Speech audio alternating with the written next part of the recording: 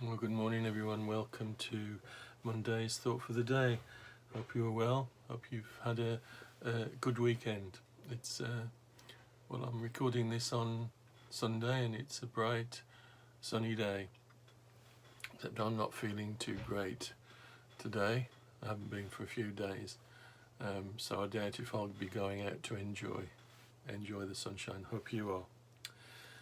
Anyway, some time ago, I went into someone's house and sat in their living room, and my host went out of the room to make us both some tea, and I sat and looked around the walls in the room, which were full of paintings.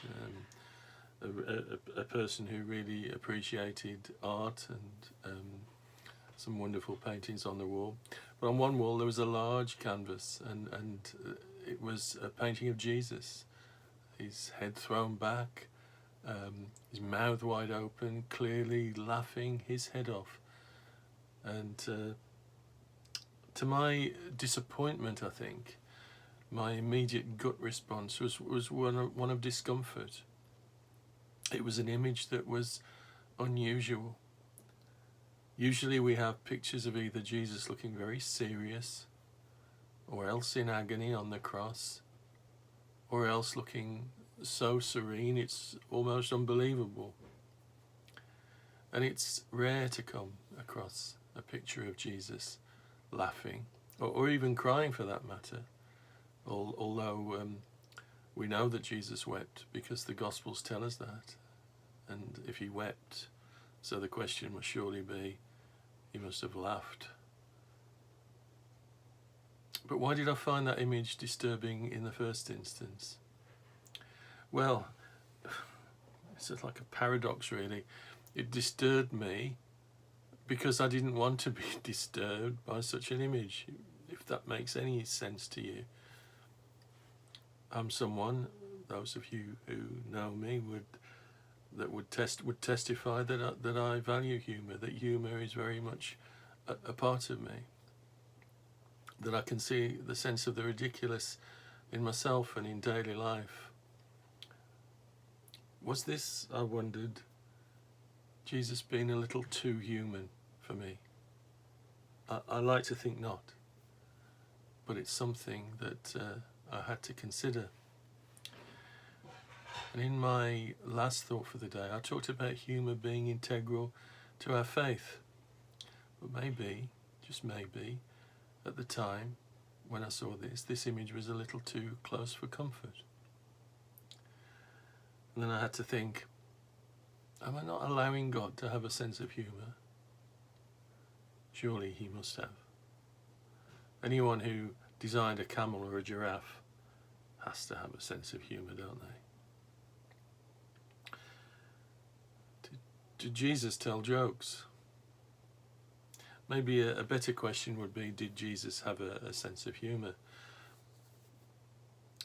And I think if we don't find humour in the gospel, we may not only miss the message, but we might receive the wrong message. There's a person called, there's a writer called Doug Adams. I don't think it's Douglas Adams who wrote, trying to think what he wrote now. That fantasy thing, I can't remember the name now, but he's spent a lot of his time, this Doug Adams, uncovering the humour in the scriptures. And he notes the difference humour makes when we look at particular passages. And in Matthew 22, verses 15 to 22, that's when Jesus is challenged to resolve the issue of paying monies to Caesar. Now, a lot of us might think that this episode is about the separation of Christian faith from politics, and the insistence of Jesus to keep money and faith and piety in different compartments. But what we may miss is, or what we might be missing, is Jesus' sharp sense of humour in eluding the trap that was laid by the Pharisees, and how he cleverly unmasked their hypocrisy. When Jesus asks the Pharisees to produce a coin, they do so. And here's the rub. Even though a strictly pious Jew would never carry a coin bearing Caesar's image with an inscription proclaiming Caesar to be king and God. And these presumed righteous people are carrying around coins that break 2 commandments. And the behaviour and hypocrisy of the Pharisees is incriminating and it's embarrassing, and Jesus highlights how ridiculous it is to the point of amusement, really.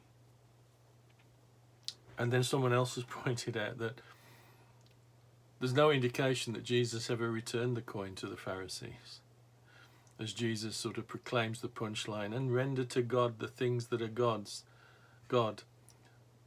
And he pockets the coin and has the last laugh. We don't know that's the case, but that's a possibility. That would be the greatest punchline, wouldn't it? A sense of humour, like a true sense of humility, has to involve ruthless honesty about who we are, without disguise or pretense.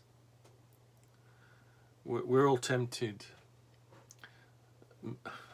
me certainly, I can say this for myself, to become weighted with gravity, to deal with prayer and worship with an excessive formality, and to take ourselves very seriously indeed. And the point is that the opposite route is the more direct one. The grace needed is to face ourselves with an appropriate degree of lightness. Lightness, not likeness, lightness. So that we can listen, so that we can hear what God is saying to us. Because we're particularly gifted, I think, in avoiding real self-discovery, even though we might pay lip service to telling it like it is, to speak it out. And we can become impressed with our self-importance and weighted down with the seriousness of the adventure of self-discovery. You know, we think self-discovery has to be that serious journey.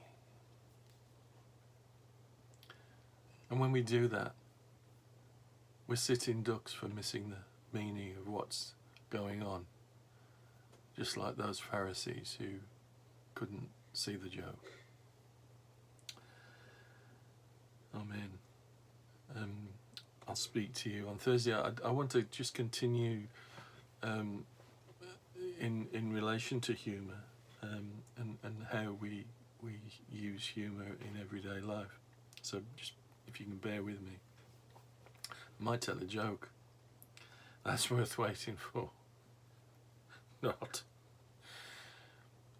I'll speak to you Thursday. You take care. God bless. Bye-bye.